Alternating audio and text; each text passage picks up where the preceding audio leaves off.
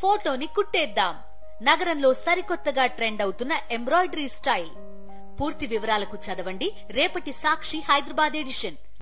వాలంటీర్లకు సంబంధించి ఆ రోజు చంద్రబాబు ఏం చెప్పారు, ఈరోజు మంత్రి గారు ఏం చెప్తున్నారు, అలాగే అసలు సైకో అంటూ చంద్రబాబు గారు పవన్ కళ్యాణ్ గారు ఇద్దరు ఆనాటి ముఖ్యమంత్రి జగన్ గారి మీద ఎంత దారుణంగా అబద్ధాలు ప్రచారం చేశారు, రంగుల మీద వాటి మీద, అలాగే అప్పులకు సంబంధించి కానీ బడ్జెట్ మీద కానీ నిన్న మొన్న జరిగిన అసెంబ్లీ సమావేశాల మీద జగన్ గారు ఇచ్చినటువంటి నిన్న ప్రెస్ కాన్ఫరెన్స్లో ఉన్న అంశాలు కానీ ఇవన్నీ చూస్తూ ఉంటే చాలా స్పష్టంగా ఒక మాట అర్థమవుతుంది.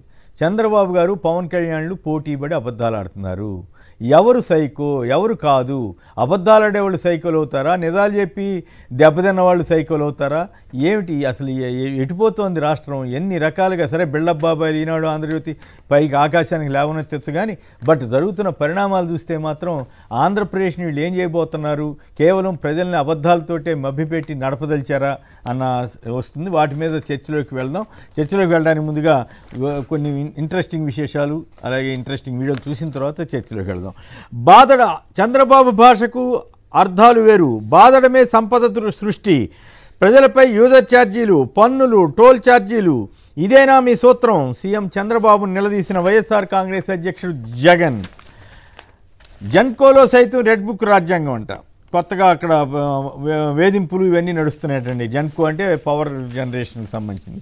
పరిశ్రమలకు కూటమి కాటు. నిన్న ఆదినారాయణ రెడ్డి గారి బంధువులు ఏకంగా అదానీ కంపెనీ వాళ్ళ మీద దాడి చేశారంట. అక్కడ ఇంకో ఇంట్రెస్టింగ్ ఫ్యాక్ట్ ఏంటంటే కాంట్రాక్ట్ చేస్తుంది అదానీ కంపెనీ అయినా సంస్థ అదానీదైనా కాంట్రాక్ట్ చేస్తుంది సీఎం రమేష్ బంధువులు. అవునా వెంకటరెడ్డి గారు? సో సీఎం రమేష్ గారికి ఆదినారాయణ రెడ్డి గారికి ఇద్దరు ఒకప్పుడు తెలుగుదేశమే, ఇద్దరు తర్వాత బీజేపీలోకి వెళ్ళారు. ఇప్పుడు వాళ్ళిద్దరూ ఆ గ్రూపులు పడి కొట్టుకుంటున్నట్టున్నారు. అంతేనా? సీఎం రమేష్ వాళ్ళకి ఇచ్చారని చెప్పి కాంట్రాక్ట్ ఇతను కమిషన్లు ఇవ్వట్లేదని వాళ్ళు ఉద్యోగాల కోసం అడగడానికి వెళ్ళిన వాళ్ళు రాళ్ళు రప్పలేసి దాడులు చేస్తారా? ఒకటే పార్టీలో ఉంటే ఫోన్ చేసి రోజు అడగచ్చు ఉద్యోగం గురించి. సో ఆంధ్రప్రదేశ్లో పారిశ్రామికవేత్తల గతి ఏమిటి, వచ్చే పరిశ్రమలు రాకుండా ఎట్లా అడ్డుకుంటున్నారు, ఎట్లా నాశనం చేస్తున్నారు, ఎమ్మెల్యేల దాడులు, ఇవన్నిటికీ ఇది పెద్ద ఉదాహరణగా తీసుకోవాలి. తర్వాత శ్రీశైలాన్ని ఖాళీ చేస్తున్నా పట్టించుకోరా, కృష్ణా బోర్డు ఆదేశాలను తొంగలో దొక్కిన తెలంగాణ. అయినా కూడా చంద్రబాబు గారు ఏమి ఎక్కడ పెద్దగా నోరు ఇప్పుతున్నట్లేరు, ఎందుకంటే ఆయన శిష్యుడు కదా పాపం. పాఠశాల విద్యలో పైరవీల రాజ్యం, అద్దె బస్సులతో ఆర్టీసీ ఆగమాగం అవుతోందట. మరి అదొక ఇంట్రెస్టింగ్ వార్త. ఇక బిల్డప్ బాబాయిలు ఉన్నారు కదా, ఒక్కొక్క ఇటుగా పేరుస్తున్నామని చంద్రబాబు గారు చెబితే వీళ్ళు అంతకంటే ఎక్కువగా కష్టపడి ఒక్కొక్క అక్షరం పేర్చి అబద్ధాల గోడలు కట్టడంలో ఈనాడు కిరణ్ గారు రామోజీరావు చనిపోయాడు కదా, ఆయన వారసత్వాన్ని కొనసాగిస్తూ అబద్ధాల ఇటుకల్ని పేరుస్తున్నట్లుగా నాకైతే అనిపిస్తూ ఉంది. మీకేమనిపిస్తుంది? అవునా కదా వెంకటరెడ్డి? నేను తప్పు చెప్పానా? సార్ రామోజీరావు కంటే ఇంకా కిరణ్ ఇప్పుడు మించిపోయి రాస్తా ఎక్కువ అబద్ధాలు ఆడుతున్నాడు. ఒక్కొక్క అక్షరాన్ని ఒక్కొక్క అబద్ధం కింద. ఆంధ్రజ్యోతి గురించి అయితే మనం మాట్లాడుకోవడం అనవసరం. ఒక ఆయనకు ఆల్రెడీ టీటీడీ చైర్మన్ ఇచ్చారు కాబట్టి ఇప్పుడు మనకు కూడా ఇంకేదన్నా పెద్ద బోల్డ్ రాయితీలు ఇచ్చారు, ఇంకేదన్నా పెద్ద ఎక్స్పెక్ట్ చేస్తున్నారండి. ఒక మెంబర్ ఇచ్చారు టీటీడీ మెంబర్ మొత్తం. అంటే ఇక్కడ ఒక సమస్య ఏంటంటే చంద్రబాబు గారు ఈనాడు నడుపుతున్నారా, ఈనాడు వాళ్ళు చంద్రబాబు గారు నడుపుతున్నారో తెలియదు. ఉంది. ఏదైనా అందువరకు చంద్రబాబు గారిని మెచ్చుకోవాలి, ఎందుకంటే అంత కంట్రోల్, అంత పెద్ద సంస్థను కూడా తన కంట్రోల్లో పెట్టుకోగలుగుతున్నాడు. ఆయన లేకపోతే లోకేష్ వాళ్ళంత ఇదే వాళ్ళకి అవసరమైన ఏం చేస్తున్నాడు. ఇది కదా కిడ్ ప్రోకో అని నాకు అనిపిస్తూ ఉంటుంది. ఇక పోలీస్ వ్యవస్థని ప్రక్షాళన చేస్తున్నారంటే జరుగుతున్నాయి కదా అరాచకాలు. అలాగే ఇక ఎగ్జిట్ పోల్స్లో మళ్ళీ బీజేపీయే గెలుస్తుందని వచ్చింది ఎక్కువ చోట్ల, ఒకరిద్దరు మాత్రం కాంగ్రెస్ అని చెబుతున్నారు. మరి హర్యానాలో మాదిరిగా ఎందుకు వచ్చిందిలే ఫెయిల్ అవుతాం అనుకుని బీజేపీకి అనుకూలంగా ఇచ్చారా, నిజంగానే బీజేపీకి ఎన్డీఏకి అనుకూలంగా ఉందో తెలియదు. వచ్చే 10 ఏళ్ళు సీఎంగా చంద్రబాబు ఉండాలంట పవన్ కళ్యాణ్ గారు చెబుతున్నారు. అంటే పవన్ కళ్యాణ్ గారికి చెప్పదలుచుకుంది ఏంటంటే ఆయన ఎప్పుడు ఇట్లాగే సరెండర్ అనండి లేకపోతే ఇంకోళ్ళనండి ఆయన వెనకాలే ఉంటానని చెప్పటమా? మరి ఆయన్ని సమర్థించి సీఎం అని పవన్ కళ్యాణ్ గారిని అనేవాళ్ళు కదా, వాళ్ళందరూ ఇప్పుడు ఏం చేయాలో తెలియదు. అంతేనా?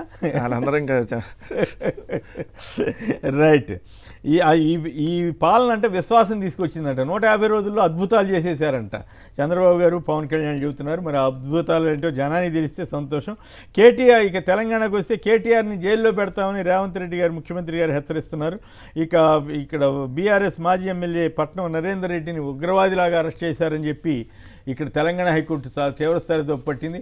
అక్కడ ఏపీలో అయితే మరి కనీసం గౌరవ న్యాయ వ్యవస్థ కూడా ఇటువంటి వాటిని పట్టించుకోండి. అక్కడ ఉగ్రవాదులు బేభత్సం, అసలు పాపం అమాయకులుగా తప్పు చేశారనుకుందాం, తప్పు చేసినా వాళ్ళు సోషల్ మీడియాలో తప్పు పెట్టారు. కానీ వీళ్ళు చెప్పిన అబద్ధాలు, వీళ్ళు చేసిన తిట్లు నిన్న లోకేష్ గారు వాళ్ళందరి మీద ఇస్తే అసలు కేసే లేదు.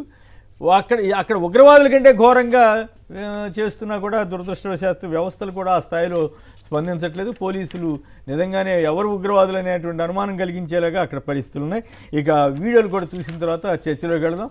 ఆ వీడియోల్లో ఒక మహిళ ఏం చెబుతోంది, నిమ్మల రామానాయుడు గారు నీకు 15,000 అన్నప్పుడు ఆ మహిళ తర్వాత ఈ మధ్యకాలంలో స్పందన, అలాగే మరికొన్ని వీడియోలు చంద్రబాబు గారు వాలంటీర్లను ఎట్లా కొనసాగిస్తా అన్నారు, అలాగే ఇప్పుడు మంత్రి గారు ఏం చెబుతున్నారు, అట్లాగే రంగులకు సంబంధించి పవన్ కళ్యాణ్ ఇప్పుడు ఏం చెబుతున్నాడు, గతంలో ఏం చెప్పారు, చంద్రబాబు గారు ఏం చెప్పారు, ఎన్ని పచ్చి అబద్ధాలు చెప్పారు. ఆ అబద్ధాలు ఏంటో మీ అందరికీ అర్థమవుతాయి. అలాగే జగన్ గారు డైరెక్ట్గా ఒక మాట అడిగారు చంద్రబాబు గారిని, మీ తండ్రి తల్లిని ఎప్పుడన్నా తీసుకొచ్చి జనానికి పరిచయం చేసావా, ఏ ఫంక్షన్లోనూ చూపించావా, మీ ఇంటికి తీసుకొచ్చి అసలు కనీసం భోజనం పెట్టావా, నువ్వా మానవతా విలువల గురించి చెప్పేదని ఆయన అన్నారు. సో ఆ వీడియోలు చూసిన తర్వాత మనం చర్చలో పెడదాం. అందుకే తెలుగుదేశం అదే మరి ఎన్డీఏ మేమందరం 3 పార్టీల కూటమి హామీ ఇస్తున్నాం.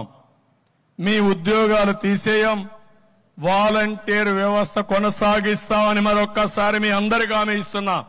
5,000 కాదు, మీకు రాబోయే రోజుల్లో 10,000 రూపాయలు పారితోషికం ఇచ్చే బాధ్యత మాది.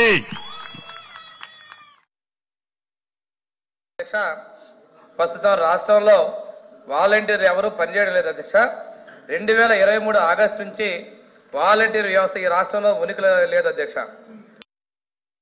రంగుల పిచ్చోడు ఈ జగన్మోహన్ రెడ్డి సైకో 3,000 కోట్ల రూపాయలు ఖర్చు పెట్టాడు రంగులేసుకోవడానికి. వైసీపీ ప్రభుత్వ భవనాలకి రంగులు మార్చుకోవడానికి 1,300 కోట్ల రూపాయలు ఖర్చు పెట్టాడు. రంగులు మార్చుకోవడానికి, రంగులు తీయడానికి 1,000 కోట్లు ఖర్చు పెట్టాడు. 2,300 కోట్లు రంగుల్లో తగలబెట్టేసింది ఈ వైసీపీ ప్రభుత్వం. 2019-24 పంచాయతీ భవనాలకు, గ్రామ సచివాలయాలు రంగులు వేయడానికి 101.81 కోట్ల మొత్తాన్ని ఖర్చు చేయడం జరిగింది అధ్యక్ష. 3,000 కోట్ల రూపాయలు ఖర్చు పెట్టాడు రంగులేసుకోవడానికి.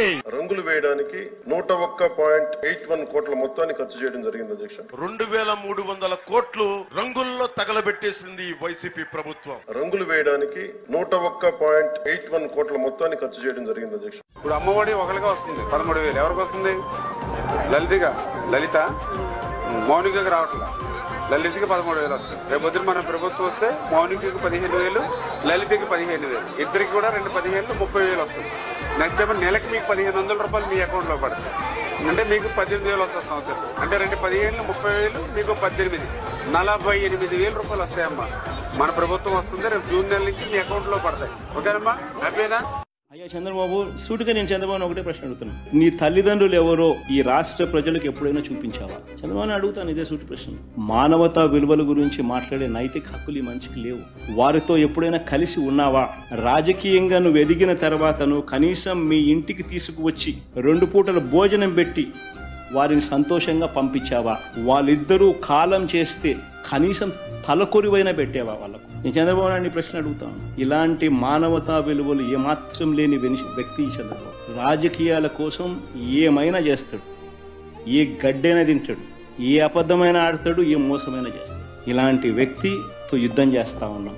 రాష్ట్ర ప్రజలందరికీ కూడా నేను కోరేది ఒకటే, ఈ యుద్ధంలో రాష్ట్ర ప్రజలందరూ కూడా అప్రమత్తంగా ఉండాలని చెప్పి